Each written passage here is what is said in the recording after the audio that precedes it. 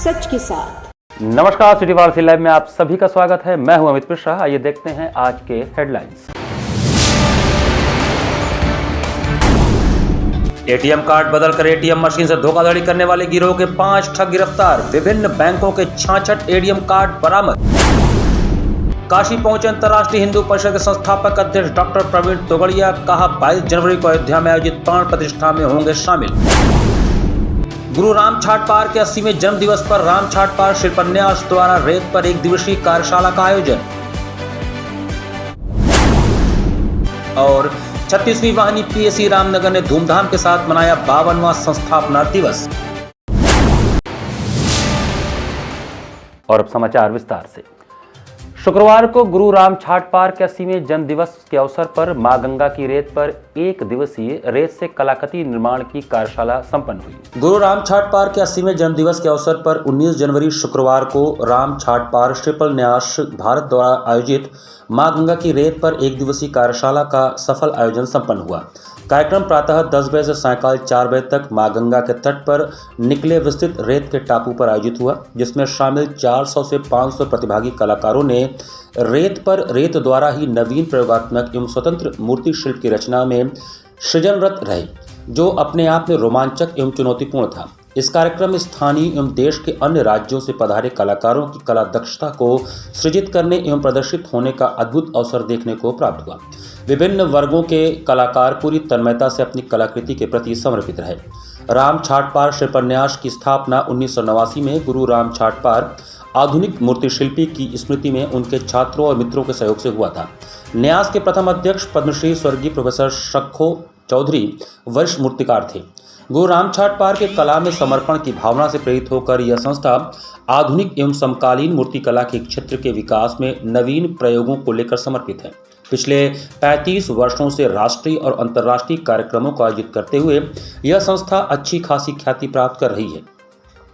रेत पर आकृति की खोज में विशेष रूप से काशी हिंदू विश्वविद्यालय, महात्मा गांधी काशी विद्यापीठ के ललित कला के छात्रों एवं गोरखपुर, आजमगढ़, लखनऊ, इलाहाबाद आदि के अलावा देश के विभिन्न ललित कला के छात्रों तथा शहर के कला प्रेमियों की भागीदारी होती है। पिछले 22 वर्षों से इनका अथक परिश्रम एवं सहयोग वाराणसी तथा बाहर के कला विकास में महत्वपूर्ण योगदान प्रदान कर रहा है। भारतवर्ष का यह इकलौता कार्यक्रम अपने आप में अंतर्राष्ट्रीय स्तर का अनूठा कार्यक्रम है। गुरु राम छाटपार के जन्मदिवस पर मनाई जाने वाली रेत में आकृति की खोज कार्यक्रम के आधार पर गंगा नदी के अन्य तटवर्ती शहरों में भी पिछले कुछ वर्षों से इस प्रकार का आयोजन शुरू हुआ है, जो कला को सुदृढ़ करने का एक अच्छा जरिया है। रेत के इस वार्षिक आयोजन में सभी कलाकारों के लिए रेत का विस्तृत पटल वर्ष भर के सामाजिक, राजनीतिक घटनाक्रमों एवं अच्छाइयों बुराइयों को प्रदर्शित करने का कोरा कैनवस सा होता है, जिस पर सभी कलाकार रेत के माध्यम से इन घटनाक्रमों को अपने तरीके से व्यक्त करते हैं। प्रत्येक वर्षों की भांति 1-1 रुपए के 25 नगद पुरस्कार राम छाटपार शिल्पन्यास द्वारा प्रदान किया गया। शहर के कलानुरागियों, साहित्यकारों, प्रतिष्ठित लोगों की भागीदारी भी हमेशा की तरह लोगों का उत्साहवर्धन करती रही। संयोजक कलाकार हमेशा की तरह आयोजन को सफल बनाने में लोगों का आभार एवं धन्यवाद व्यक्त किए। यह एक अद्भुत कार्यक्रम है, जबकि 2-4 दिन पहले हम लोगों को लग रहा था कि बहुत ज़्यादा मौसम ख़राब है, उसकी वजह से हम लोग सोच रहे थे कि बहुत संख्या कम आएगी, लेकिन काफ़ी बड़ी संख्या में कलाकारों ने इसमें हिस्सा लिया है। देख करके इस आयोजन को बराबर स्थान करने का हम लोगों का उत्साह काफ़ी बढ़ जाता है। इसमें करीब 200 से लगभग अधिक जो है पार्टिसिपेंट्स लोगों ने हिस्सा लिया है। 35 ग्रुप में लोगों ने काम किया है।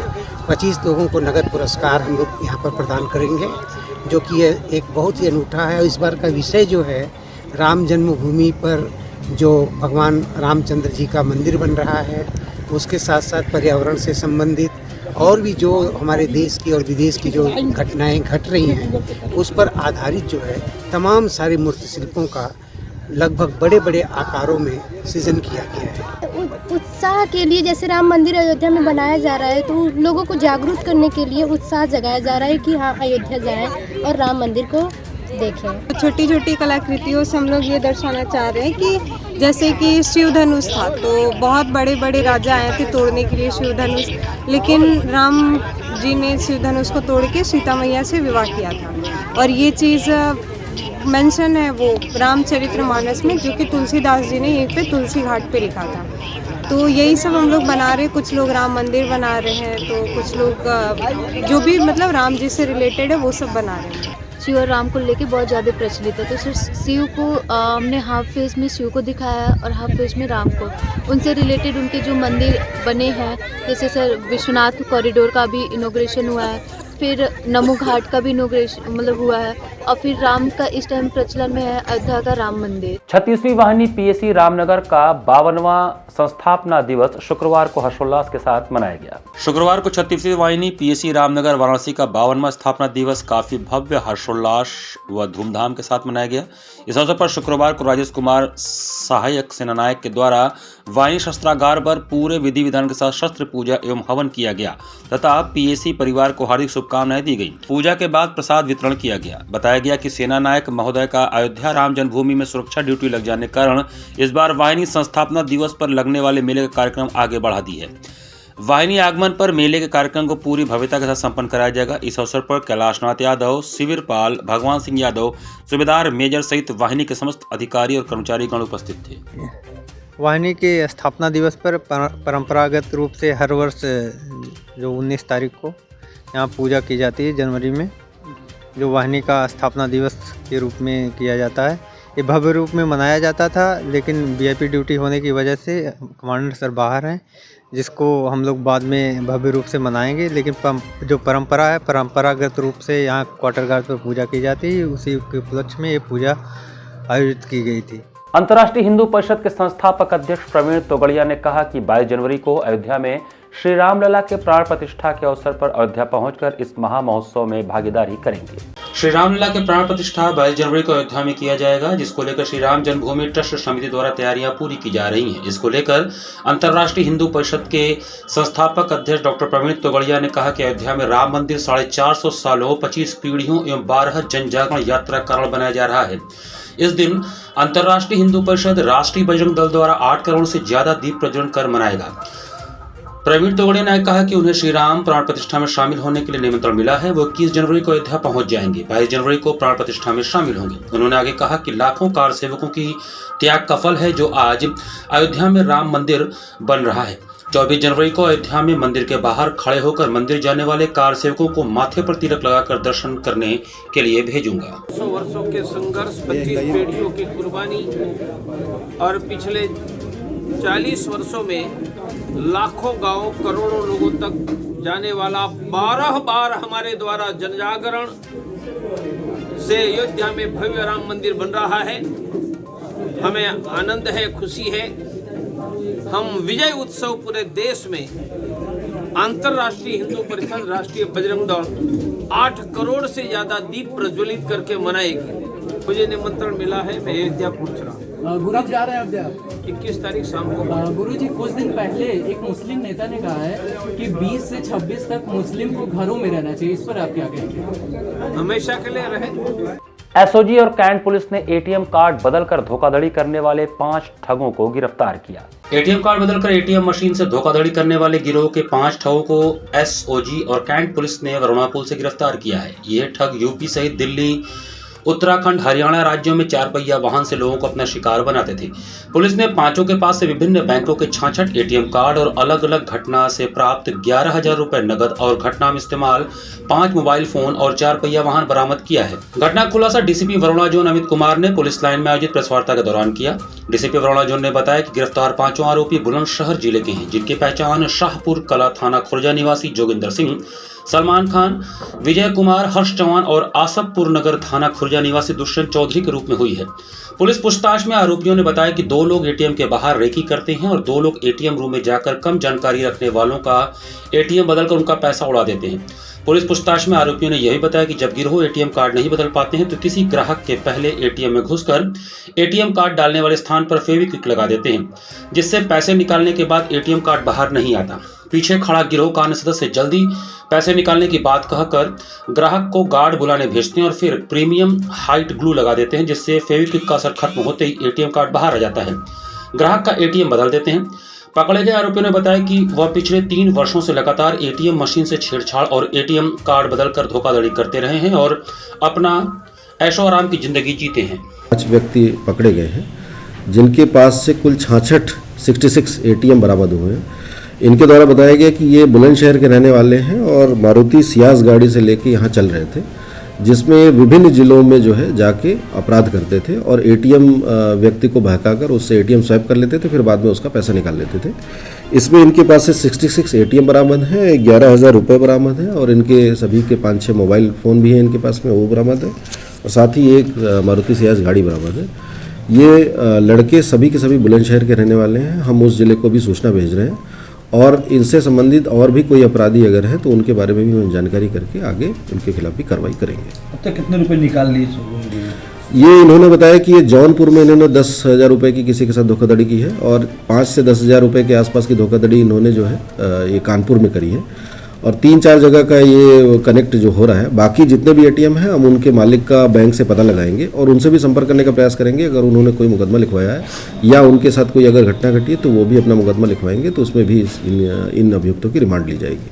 सुबह बनास द्वारा आयोजित घाट संध्या कार्यक्रम में शिल्पायन संस्था के कलाकारों ने राममय प्रस्तुतियों से समा बांधा। काशी नगरी शिवमय के साथ साथ राममय से सराबोर है। सुबह बनारस आनंद कानन के तत्वावधान में आयोजित घाट संध्या में शिल्पायन संस्था के कलाकारों, जिसमें सुश्री शिवली भट्टाचार्य, रिद्धिमा गुप्ता, आशी बत्रा और हंसिका ने कार्यक्रम का शुभारंभ श्री राम स्तुति, कितनी विनती रघुनंदन से, सखी सियावर की रंगीली झांकी, ठुमक ठुमक रामचंद्र, बाजत पैजनिया और समापन राग भैरवी में भजिए श्री राम नाम भजन सुनाकर दर्शकों के हृदय को मंत्रमुग्ध कर दिया।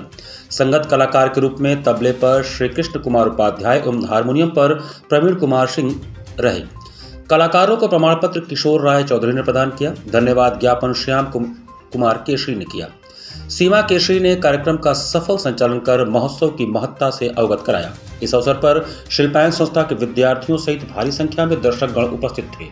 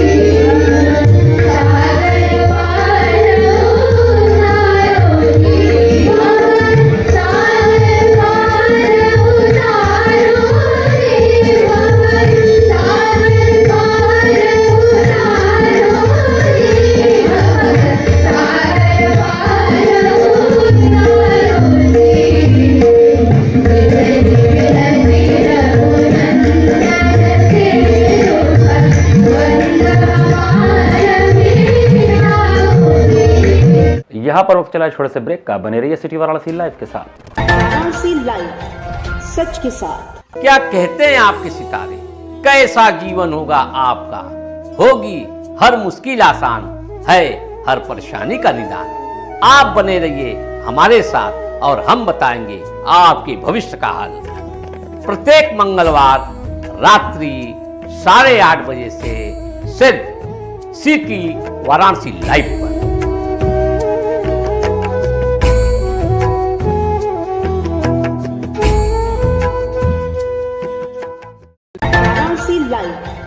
सच के साथ। ब्रेक के बाद आपका स्वागत है। डाफी रोड स्थित नारायणपुर चौराहे के पास सवलिया देवी क्लिनिक का शुक्रवार को कैंट विधायक सौरभ श्रीवास्तव ने उद्घाटन किया। बीएचयू डाफी रोड स्थित नारायणपुर चौराहे के पास सवलिया देवी क्लिनिक का उद्घाटन कैंट विधायक सौरभ श्रीवास्तव ने फीता काट कर किया। कार्यक्रम के दौरान आए हुए लोगों का ब्लड लेकर उनका जांच किया गया। इस क्लिनिक में प्रयागराज से आए विशेषज्ञ डॉक्टर AK श्रीवास्तव द्वारा ब्लड प्रेशर, शुगर, हृदय, पेट से संबंधित रोगों का चेकअप किया गया और रोगियों को उचित परामर्श दिया गया। डॉक्टर AK श्रीवास्तव ने बताया कि आज हमारे क्लिनिक का उद्घाटन हुआ है, साथ ही करौली डायग्नोस्टिक सेंटर का उद्घाटन है। उन्होंने बताया कि मैं सेवानिवृत्त हो चुका हूँ। कुछ समय से इस क्लिनिक पर लोगों की सेवा के लिए रखा गया हूं। उन्होंने कहा कि उद्घाटन के लिए कैंट विधायक सौरभ श्रीवास्तव पहुंचे हैं। उन्होंने कहा कि मैं बेसिकली मेडिसिन से हूं, तो हम high BP, sugar, chest infection के मरीज को देख पाते हैं। इसके साथ ही उन्हें उचित परामर्श देता हूं। मैं बेसिकली तो मेडिसिन से हूं, फिजिशियन हूं, तो मेरे जितने भी उस तरह के पेशेंट हैं, हार्ट के, बीपी के, शुगर के या चेस्ट इन्फेक्शन के, इस तरह के पेशेंट हैं या न्यूरोलॉजिकल संबंधित हैं, समानता जो उनको मैं देखूंगा उन्हीं को, उनको सलाह भी दूंगा उचित। ये कहाँ पे ओपन हो रहा है, किस जगह पे? ये है सवलिया देवी क्लिनिक के नाम से है, नारायणपुर चौराहा पे है, डाफी बोला जाता है, BHU रोड पे है। और यहाँ पे जो मरीज आएंगे उनको क्या क्या सुविधाएं आप दे रहे हैं? ये बेसिकली OPD क्लिनिक है। OPD से जो उनको सलाह दी जा सकती है, जो मेडिसिन प्रिस्क्राइब की जा सकती है वो दी जाएगी, प्लस उनकी जो ज़रूरी जांचें हैं वो इसी कलेक्शन सेंटर से उपयोग में लाते हुए कराई जाएंगी। वही उद्घाटन करने पहुंचे कैंट विधायक सौरभ श्रीवास्तव ने कहा कि यह क्लिनिक खास पड़ोस के लोगों के लिए काफ़ी उपयोगी सिद्ध होगा। लोगों को उचित सलाह भी मिलेगा। एक सेवानिवृत्त डॉक्टर के कार्यकाल के दौरान अनुभव का लाभ मरीजों को मिलेगा। कार्यक्रम में मुख्य रूप से विजय श्रीवास्तव, सुरेश पटेल, धर्मेंद्र पटेल, अनिल सिंह, रवि निगम, रितिका उपाध्याय सहित काफ़ी संख्या में लोग उपस्थित थे। सवलिया देवी क्लिनिक एवं करौली डायग्नोस्टिक कलेक्शन सेंटर, इसका उद्घाटन हुआ है। डॉक्टर अजय कुमार श्रीवास्तव जी, जो कि बहुत वरिष्ठ चिकित्सक हैं, वह यहाँ मरीजों की सेवा करेंगे, चिकित्सकीय परामर्श देंगे और जिसकी जो जांच की आवश्यकता होगी, सैंपल कलेक्शन भी यहाँ हो सकेगा। डॉक्टर साहब बहुत ख्याति प्राप्त चिकित्सक हैं। निश्चित रूप से उनके यहाँ बैठने से क्षेत्र के लोगों को बहुत लाभ होने वाला है। मैं चिकित्सा सेवा के क्षेत्र में यह क्लिनिक सफलता अर्जित करे, जो कलेक्शन यहाँ सैंपल हों उनका समय से परीक्षण होकर जनता को उसकी रिपोर्ट मिल जाए, जिससे वह रोग के बारे में पहले ही उसे जानकारी हो जाए। कोई भी रोग होता है, यदि प्रथम चरण में उसकी जानकारी मिल जाए तो वो जल्दी उसका उपचार संभव हो पाता है। तो इन दोनों ही कामों में ये क्लिनिक अच्छा काम करे, ये सेंटर अच्छा काम करे, ऐसी मेरी शुभकामना है। अयोध्या में श्री रामलला के नूतन विग्रह के प्राण प्रतिष्ठा के एक दिन पूर्व 21 जनवरी को काशी में रानी सती दादी मंगल महोत्सव प्रभु श्री राम को समर्पित होगा। 500 वर्षों की प्रतीक्षा के बाद अयोध्या में रामलला के नूतन विग्रह के प्राण प्रतिष्ठा से एक दिन पूर्व धर्मनगरी काशी भी धर्म के रंग में रंगी नजर आएगी। काशी का मारवाड़ी समाज इस अवसर को ऐतिहासिक बनाने में कोई कोर कसर नहीं छोड़ रहा। इसी दृष्टिकोण से प्रतिवर्ष आयोजित होने वाले रानी सती दादी मंगल महोत्सव आयोजन इस बार प्रभु श्री राम को समर्पित रहेगा। आगामी 21 जनवरी रविवार को मध्याह्न 12 बजे से सिगरा स्थित रुद्राक्ष कन्वेंशन सेंटर से एक साथ समाज की 1100 महिलाएं मंगल पाठ करेंगी। जय दादी नाम बैंक काशी द्वारा आयोजित महोत्सव में पहली बार महाराणा प्रताप के वंशज ख्यात मंगल पाठ वाचक कुंवर तेजस राणा अजमेर से पधार रहे हैं, जिनके साथ 1100 महिलाएं संगीतमय पाठ संग नृत्य नाटिका प्रस्तुत करेंगी। यह जानकारी शुक्रवार को लक्सा स्थित मारवाड़ी समाज भवन में आयोजित पत्रकार वार्ता में संस्था के पदाधिकारियों ने दिया। संस्था के संरक्षक प्रमुख उद्योगपति रमेश कुमार चौधरी, अध्यक्ष प्रदीप तुलसियान, कृष्ण गोपाल तुलसियान, जगदम्बा तुलसियान, महेश चौधरी ने संयुक्त रूप से बताया कि रानी सती दादी मंगल महोत्सव में पहली बार रानी सती दादी के भक्त महाराणा प्रताप के वंशज एवं मंगल पाठ वाचक कुंवर तेजस राणा वाराणसी पधार रहे हैं। उनके द्वारा संगीत में मंगल पाठ पढ़ा जाएगा। मंगल महोत्सव की तैयारियां अपने अंतिम चरण में हैं। स्टेज और परिसर को सजाने के लिए कोलकाता से कारीगर बुलाए गए हैं, जो रुद्राक्ष को अलग ही कलेवर प्रदान करेंगे। रंग बिरंगे फूलों से सजे दिव्य सिंहासन पर रानी सती दादी विराजमान होंगी। इसके साथ ही दादी को 56 भोग लगाया जाएगा। मंगल पाठ के उपरांत भजन संध्या का आयोजन होगा, जिसमें स्थानीय कलाकारों के साथ कोलकाता के प्रख्यात भजन गायक सौरभ मधुकर भी प्रस्तुति देंगे। मंगल पाठ में सभी महिलाएं लाल चुनरी में एक रंग की साड़ी पहनकर भाग लेंगी। इस मौके पर रानी सती दादी के जीवन वृत्त की सजीव झांकी प्रस्तुत की जाएगी।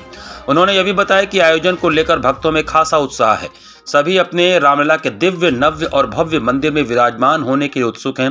काशी में यह आयोजन उन्हीं को समर्पित रहेगा। जनवरी को एक महामंगल पाठ जो है हमारे मारवाड़ी समाज के लोगों के द्वारा किया जा रहा है, जिसका वाचन तेजस राणा करेंगे जो है, और शाम को सौरभ मधुकर द्वारा भजनों की प्रस्तुति की जाएगी। ये पूरा का पूरा कार्यक्रम श्री राम के चरणों में अर्पित करने के लिए किया जा रहा है। कहाँ पे होगा ये कार्यक्रम? Rudras convention centre Sigra. क्या उद्देश्य है इसको करने का? इनका श्री राम के चरणों में सभी लोग अपनी अपनी आहुति दे रहे हैं, उसी लिए मारवाड़ी समाज भी एक अपनी बड़ी कार्यक्रम करके उनके चरणों में आहुति देने की कोशिश। विशेष क्या रहेगा इसमें? विशेष 1100 महिलाएं एक ही परिधान में समाज की एकता को दिखाने के लिए, बनाए रखने के लिए जो है रहेंगी। मुक्ति बोध समिति वाराणसी द्वारा 20 जनवरी को 14 वर्षों तक जलने वाली अखंड ज्योति अयोध्या के लिए रवाना की जाएगी। मुक्ति बोध समिति वाराणसी के द्वारा श्री राम जन्मभूमि मंदिर में प्रभु श्री राम की प्राण प्रतिष्ठा के उपलक्ष्य में श्री काशी विश्वनाथ मंदिर से 20 जनवरी शनिवार सायंकाल 3 बजे अखंड ज्योति लेकर श्री राम भूमि मंदिर में स्थापना करने का संकल्प लिया गया है। भगवान श्री राम के 14 वर्षीय वनवास काल को समर्पित है। यह 14 वर्षों तक चलेगी। यह जानकारी शुक्रवार को पराक्रम स्मृति भवन में संस्था के अध्यक्ष पशुपतिनाथ पासवान ने एक पत्रकार वार्ता में दिया। उन्होंने बताया कि 20 जनवरी को सायंकाल 3 बजे श्री काशी विश्वनाथ मंदिर के गेट नंबर 4 से एक विशाल शोभा यात्रा निकलेगी, जो विभिन्न मार्गों से बांस फाटक गोदौलिया होते हुए चित्ररंजन पार्क पहुंचेगी। शोभा यात्रा में डमरू दल व बैंड बाजा आगे आगे चलेगा तथा पीछे पीछे श्री राम भक्त श्रद्धालु श्री राम कीर्तन करते हुए चलेंगे। संस्था कोषाध्यक्ष गणेश पाल ने बताया कि अखंड ज्योति लेकर श्री राम जन्मभूमि मंदिर 25 जनवरी 2024 को विभिन्न मार्ग होते हुए अवध नगरी अयोध्या पहुंचेगी, जहां पर श्री राम जन्मभूमि तीर्थ क्षेत्र अयोध्या में पदाधिकारियों द्वारा स्वागत किया जाएगा। यह अखंड ज्योति अनवरत 14 वर्षों तक जलेगी। इसके साथ ही मुक्ति बोध समिति बालिकाओं की शिक्षा के लिए भारत के गांवों में पाठशाला केंद्र चलाने के साथ अनेक कार्यक्रम करेंगे। विशाल रैली लेकर काशी विश्वनाथ प्रांगण से दिनांक 20 जनवरी 2024 को शाम 3 बजे अखंड ज्योति लेकर यहां से सफ़र करते हुए दशाश्वमेध घाट जाकर वहां से अपने साधन से 25 जनवरी 2024 को हम लोग अयोध्या के प्रांगण में पहुंचेंगे। वहां अखंड ज्योति की स्थापना करेंगे। नहीं, अगर जैसा वहां पर बनेगा वैसे फिलहाल हम लोगों ने 5 गाड़ियां की हैं। जनसंख्या बढ़ने पर और सुविधाएं दी जाएंगी।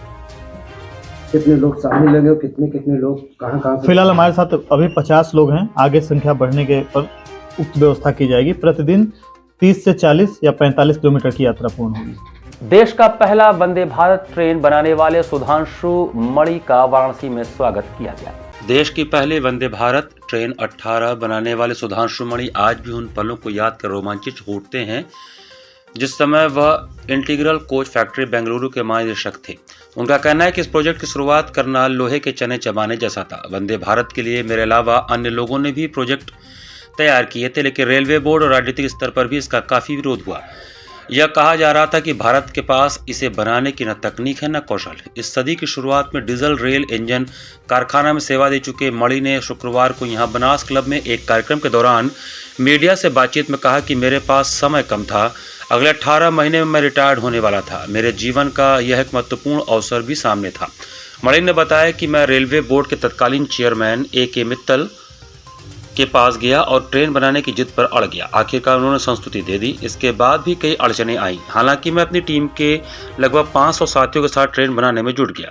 उन्होंने बताया कि ट्रेन में लगाने के लिए सीट स्पेन से, ब्रेक सिस्टम जर्मनी से और पहिए चेक गणराज्य से आयात किए गए। कहा जाता है कि भारतीयों के पास कौशल भले कम हो पर यह मेहनत करने में दुनिया में कोई जोड़ इनका नहीं है। यही वजह है कि जिस काम में 30 से 42 महीने लगते हैं वह महज 14 महीनों में पूरा हो गया। मणि बताते हैं काफ़ी कम समय में इतना बड़ा प्रोजेक्ट पूरा कर संतोष तो काफ़ी हुआ, पर कुछ राजनीतिक कारणों से हमारी पूरी टीम पर विजिलेंस जांच बैठा दी गई। हालांकि हमारी ओर से कोई गड़बड़ी नहीं हुई थी, सो कुछ समय बाद जाँच बंद कर दी गई। मणि ने कहा कि देश से जो पाया उसका कुछ अंश लौटा कर काफ़ी सुकून महसूस कर रहा हूँ। दिसंबर 18 में रिटायर हो रहे हैं, 21 महीने हमारे पास हैं। ऐसे प्रोजेक्ट में 36 से 42 महीने लगते हैं। तो आप जब तक रिटायर होंगे सिर्फ ड्राइंग बनी होगी तो अगला लीडर प्रोजेक्ट अबैंडन कर देगा कि क्यों कर रहे हो, जो करते रहते हो वो करो, ये सब बवाल क्यों मोल ले रहे हो। तो मैंने तब कहा उन लोगों से कि भाई हमारा दिमाग शायद जर्मन्स जापानीज़ जैसा नहीं हो पाया है, लेकिन एक हिंदुस्तानियों की खासियत है सारी दुनिया में, कहीं भी पता कर लीजिए, हिंदुस्तानी लोग जितनी मेहनत कर सकते हैं वो कोई और नहीं कर सकता। तो हम लोग, अगर मैं कहूँ कि गधों की तरह काम कर सकते हैं, तो मैंने कहा वो वक्त आ गया कि हम लोग गधों की तरह काम करें, दिन रात एक करके वो काम करें जो आज तक कभी दुनिया में नहीं हुआ। यानी 21 महीने में मेरे रिटायर होने के पहले ट्रेन बाहर हो जाए। Design, concept, design, engineer, manufacture, validation, prove out, ये सब काम 18 महीने में 21 महीनों में कर देना है। तो वो टीम पे उसका बड़ा असर पड़ा और बहुत मेहनत की लोगों ने, और मेहनत का नतीजा है या फॉर्च्यून फेवर द ब्रेव।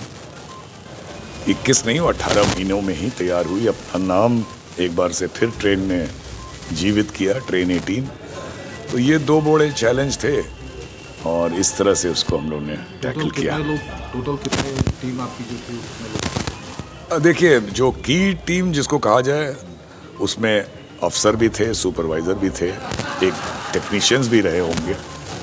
वो कोई की टीम अगर आप पूछें तो 25-30 लोगों की थी, लेकिन पूरी ट्रेन बनाने में सबका अगर योगदान लिया जाए तो कोई 400 से 500 लोग इसमें प्रोजेक्ट में लगे थे। इसी के साथ सिटी वाराणसी लाइव का ये संस्करण हमें समाप्त करते हैं। मुझे दीजिए आज्ञा, नमस्कार।